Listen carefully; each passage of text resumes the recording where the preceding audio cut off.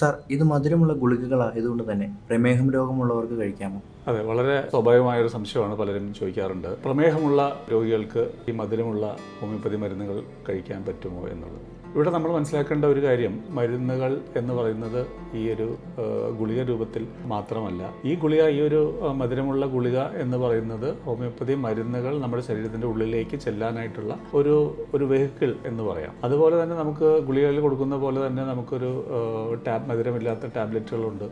അതുപോലെ വെള്ളത്തിൽ മരുന്നൊഴിച്ച് കൊടുക്കാം. അപ്പോൾ ഇതിലേക്ക് ചേർക്കുന്ന ഡൈലൂഷൻ ആണ് നമ്മൾ ലിക്വിഡ് മെഡിസിനാണ് നമ്മൾ ഹോമിയോപ്പതി മരുന്ന് എന്ന് പറയുന്നത്. അപ്പോൾ അത് ഏത് രീതിയിലും നമുക്ക് ശരീരത്തിലേക്ക് കടത്തിവിടാം.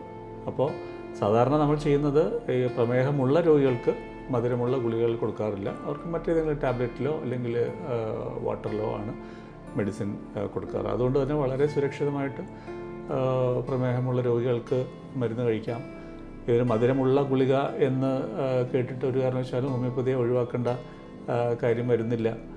കാരണം ഇപ്പോൾ ഇതിൽ ഒരു ദിവസം, ഇപ്പോൾ ഗുളികയാണെങ്കിൽ പോലും ഒരു ദിവസം കഴിക്കുന്ന ഗുളികകളുടെ അളവെടുത്തു കഴിഞ്ഞാൽ അതിലടങ്ങിയിരിക്കുന്ന പഞ്ചസാര ഒരു ടീസ്പൂൺ പഞ്ചസാരയുടെ ഒരു 1/4 പോലും വരുന്നില്ല. അപ്പോൾ അതുകൊണ്ട് തന്നെ ഇത് നമ്മുടെ ശരീരത്തിൽ യാതൊരുവിധ ബുദ്ധിമുട്ടുകളും ഉണ്ടാക്കുന്നില്ല.